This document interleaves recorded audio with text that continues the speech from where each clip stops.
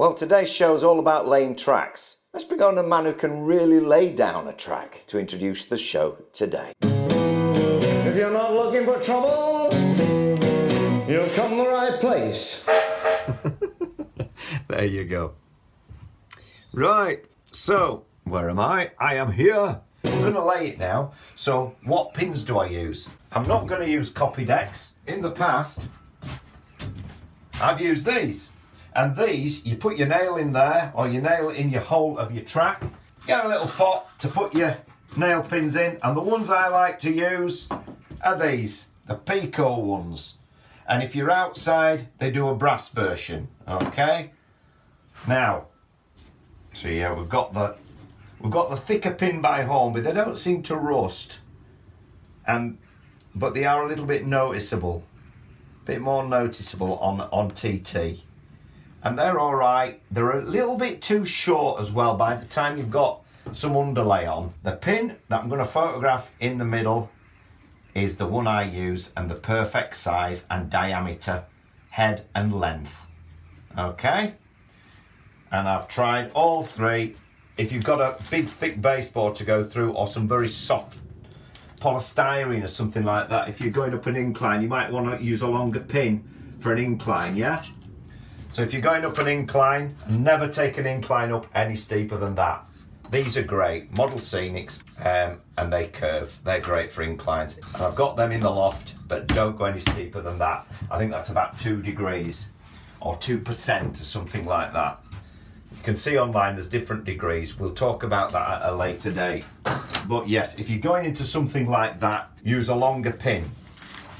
If you're on a cork base, then they're great. They'll push into the cork. If you're on a wood base, you're going to find yourself trying to push these in. That goes on like that, and then you push down, and you're in. Okay? They are good if the wood is soft. If not, then use a hammer and a punch. And I would recommend getting yourself a small little punch like that, and a hammer like that, and offer it into the hole. Don't hammer it in too far so you bend the sleeper underneath. And the same with when you're using these push tools, which are great. You think, oh, it's going to be really hard, overforce it, and you bend your sleeper right down. If you do, get the pliers, pick the head of the nail, and just remove it like that, and start again. Then you can put it where you want. Same with that. We put it in, we've got it in wrong place, and we can just pull it back out again. How are we going to now join the track together? Now in this photograph we can see that these are 2 brand new pieces of track, still straight, they've never been flexed either left or right, and yet you can just put a fish plate on, buy some of those spare sleepers from Peco, slide it under the gap, and you've done. But in a real world, it don't work like that, does it? You bent the track, one end's pushed, one end's pulled, and you're starting to get in need of trimming. So how do we trim the track? We can use, in this, one of these. And these drills come with various size little chucks. So the next size chuck up, which will be this one. So once you've got those discs in, and they do come in packs, and they're very cheap, but they're very brittle, you then can cut your track like so. But have you noticed there's not much room to get in? Yeah. And especially, there you go, and then you can do that with the end of your track. But again, they can make a lot of dust. They're very hard to get into little tight corners. Finding that angle a bit steep to go in, they're great. They're made of metal, sprinkled grinding dust on. They don't last long. They're a bit more expensive than them, but they don't break like those do. So again, if you put that in, nip it up, you can then get square in. Just operate the same, yeah? Same way. These are quite good as well. They're like a saw, so you could, if you're cutting your track, you can put it in like that and saw it down. You know, they will cut your track, yeah? I use the Xuron track cutters. Safety glasses required, so don't forget. Now, why have I got 00 and TT? Because with these, you use them a different way, depending on the track. If you're cutting 00 track with, like we said, a different profile, steel-wise to that, these sit in a groove, they don't. So you want your pliers that way round and you come in from the top. And that flies off. That's why you need safety glasses. But it gives a very clean cut. As long as you hold the pliers, that bit of the track cutter square to the track, you'll get a nice cut. And if you don't, you can always use one of them to grind the end square, or one of them, or your faithful little file, just to get in there and give it a rub down. Rub-a-dub-dub like that, yeah? And keep backing them little bits up. You don't want them stuck in your wheels of your engine or anything like that, or your rolling stock. So I would advise getting some little needle files. There's some very cheap shiny ones out there with like grinding dust put on them. But the best ones to get are the more matte coloured needle files. They might be 50 or 60 pence more for a set. They're very cheap now. And these are like what they call blue spot. They go a little bit blunt very quickly. They last a lot longer. Again, with files, they're very brittle. Don't try and bend them or use them to plier. Otherwise, they'll snap and they can fly into your eye. So be very careful with that, okay? And look, even I've broken the file. That was my favourite little file. I went and plied it, bent it a little too much, and it's sprung. But you can still use it and hold it by hand. And when we say chamfer, you're just holding the file at a little angle like that, 45 degrees really, just to take any rough edges off. They're what we call burrs. So we're cutting down for 00 gauge track, but when we're cutting N gauge and TT track that have this added profile on where they sit in a groove, you need to come in from the side so you don't crush the rail, so the track joiners will go on smoothly. We've got to lift it up a bit from the track. Again, get the blade square, and where we want to cut, we then cut down. Yep. Sometimes it flies off and sometimes it doesn't. It's important not to cut that way. The bit you're throwing away and discarding is this side of the track cutter. Now, for instance, you might say, well, I've ruined half that track. So what you do is then go in when you get this bit of the track and trim the end off again and start again before you cut your next piece. We've got two level pieces now where we can join. If we see an indiscrepancy, just chop a little bit more off, but say that's it. So now, if there's no overhang on the track, which on this one there isn't enough, and I don't want to add those sleepers that we were talking about, then I've got to cut back. Yeah, and this is where I like to use the other craft knife, which is the throwaway kind. This one just has a little bit more give in the blade. It's a bit of a longer blade. When we're doing 00 track and we want to cut back, all you've got to cut back are the sleeper ties and you go straight in. You just cut it back, you just chop them off, don't you? TT 120 track is a bit different. You've got to go into the groove. So you've got to sort of offer your knife in, and then we've got to cut backwards, you know, and get that one under as well at the same time. So you're going at a bit of an angle. You'll get the knack as you do it, and then when you push your knife in, it causes that groove bit of plastic where the bottom rail sits into the bottom profile of the rail out of the way. It peels up like an apple skin, and you'll get better the more you do it. And then we get our rail joiner. Come in packs like that, the SL310s. Make sure you get plenty of packs of these. You go through them like wildfire if you're putting a layout in. I'm telling you. So yeah, what I do is just get that, get me pack of them, empty a new pack into there. That's it. Like that. So I've got a little top like that. And then I can take this out of here. And I'm not going around curves at the moment, but I want to get that onto the profile of the rail. So what do I use? I use a bit of rail a bit of spare rail from a bit of track. If you're on 00, a bit of 00 gauge rail, but a bit of TT rail. And what I do is bend with the pliers on the end a little heel on the rail, and then we offer this up onto the track, do the other side, and then we can push the track up together. These are a lot more faffy than 00 because it is smaller, and also because it's got that extra groove, that extra profile underneath. And then once you've got them on, if you need to push the fish plate up, you just get it underneath the back of the fish plate and push it up. And so once we've sort of got it something like, and we're happy with it, we get it nailed or glued down with your copy decks. If you do want to solder two pieces of TT120 flexible track together, I know you're going to get more of a smooth curve, because where any joint is, you're going to get a danger of kinking.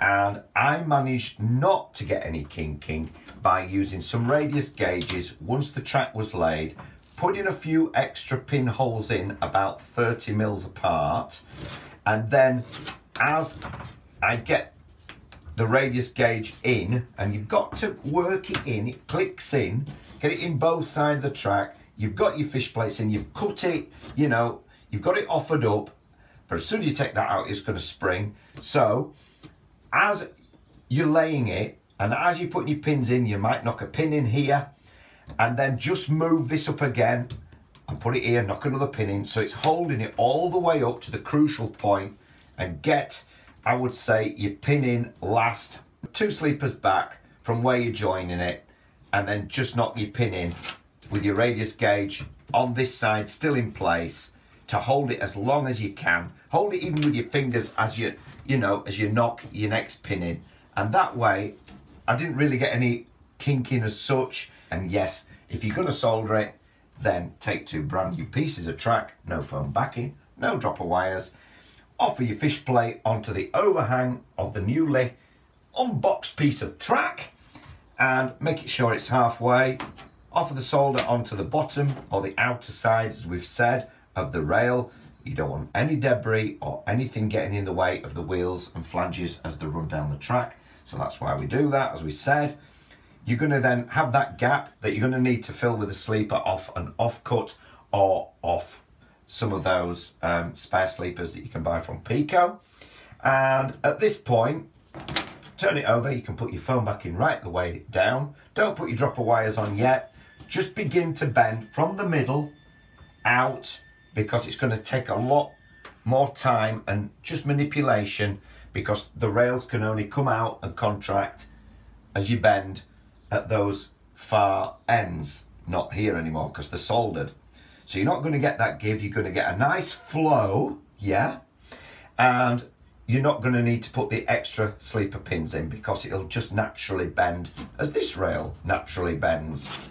You're not going to get any kinks. That said, I wouldn't try to solder any more than 2 pieces of 1 meter length track together, because of the coefficient of linear expansion, which is the engineering term of saying contraction and expansion, and that happens with heat and cold. Colder it gets, it contracts. The hotter it gets, the more it expands. Like the real railway, these are made of nickel silver, but they still contract and expand with heat. In the shed, more so.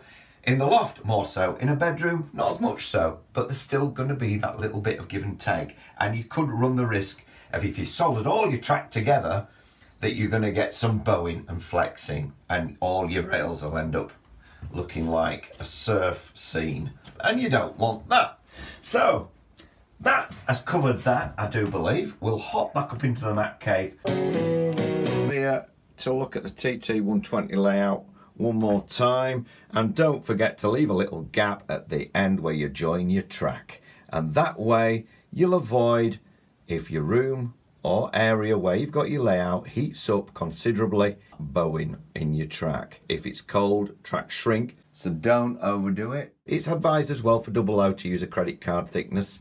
Some people leave a little bit more than that, and I usually use about a fingernail or a thumbnail to get that ensured. You can use a step joint as well. If you do use a step joint, which means one of the rails where it joins is in front or behind the other, and that then is hopefully going to allay any kinking, but usually find that one rail looks smooth and the other one has that little bit of a kink to it. I've managed just to use track pins. I haven't soldered any of the joints, but if you are soldering two long pieces of flexible track together, don't forget to put that little gap in at the end. That being said, let's have a look now at what I'm going to do about the actual track spacing. There are no weigh gauges out at present, but they'll come for TT120, like the ones here that I use for double O gauge track work to keep track at the correct spacing as you pin down. It clearly shows the Peco Streamline spacing printed on them and the Hornby set track spacing, as I call it. Now, on my double O gauge loft layout, I worked out that if I kept my sharpest bends to a third radius, I could use what I've coined as the Modeloco track spacing of 58.5 millimeters, which is halfway between Streamline and set track, and is how I laid out my entire double O gauge loft layout, with the exception of a Bachmann twin track level crossing, that is, that was manufactured using a set track spacing. So I altered the layout to suit at that point, and then I ran into a station as well, so it made for a good ending. The Modeloco setting got a more realistic look to my layout up there, and all the twin tracks laid, and the longest coaches didn't clash as there were no first or second radius bends. I always use code 100 track on my double O gauge layouts, and added the Peco ST2003 special short straight units between points and the track crossovers, and these fitted perfectly in between the 2 points shown here at this spacing, the Modeloco one. Also rigid, they don't flex out of line like flexi-track would if you cut small bits, you know, with the rails constantly moving on the sleepers, and saved hours of work cutting and making them. Okay, now on the double O gauge garden run layout, I adopted a Peco Streamline 50mm spacing on the long straight from the house and the loco lift to the shed, and this going gently into a Modeloco spacing of 58.5 millimeters on the third radius bend going into the tunnel, but needed a second radius to get the right swing into what will be Goathland Station, and see Modeloco video ML3 for more on that. My looming question has been and was, would coaches then clash on the Modeloco spacing on a second radius? And no, they don't. And now I just need to either use Peco set track points on this double O gauge layout, or gently narrow back into Streamline after this curve to accommodate these more natural looking Streamline points and crossovers, diamond crossovers that is. Meanwhile, back in the Mac cave, how does this apply to this TT120 layout I'm building up here?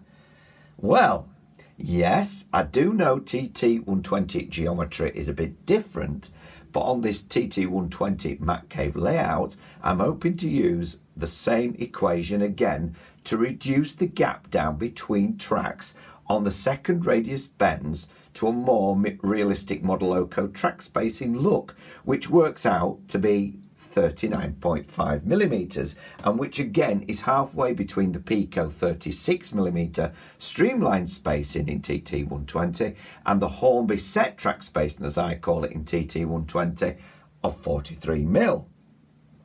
Once the longer coaches become available from Hornby, I'll get a couple, you know, the intercity ones, the longer ones, and we'll test to make sure this is fine. If not, I can adjust accordingly the track spacing before ballasting, of course, but quietly confident it'll work fine here too.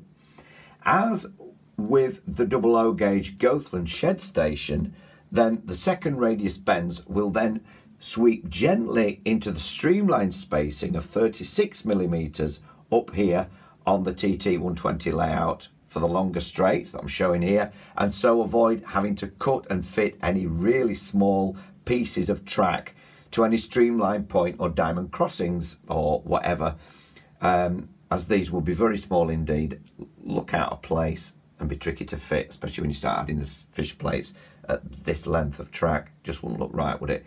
So yeah, this is how I've got round it, and this is why when people were asking earlier on what track spacing I was using, I was holding back, because I thought I really have to think about this, because it's not going to be all either Streamline or set track. It's going to be an amalgamation of Streamline and Modeloco. So there you go. Do you know, things like this can make this hobby intriguing, though you might disagree. But let me know your thoughts. So that's just about it. We've reached the end of another episode. This has been a bit epic. The cable still wants cutting off this piece of track, and I've a couple back there to tamper with as well, and have a play, and then I'm going to get out in this sun. It's just come out nice. There's a blue sky. I'm going to get myself another cup of tea, and hope you've enjoyed it. Please give us a thumbs up, subscribe. Thanks to all the great comments that I've had in the past month or so, and now I've come to a bit of a milestone with subscribers. We got Elvis to kick the show off with. So that said, If you're not looking for trouble, see you soon.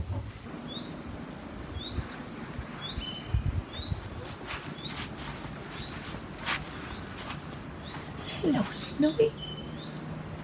Snowy's our replacement cat since Poppy passed away. She's 8 years old.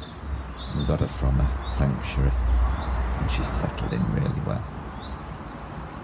Okay.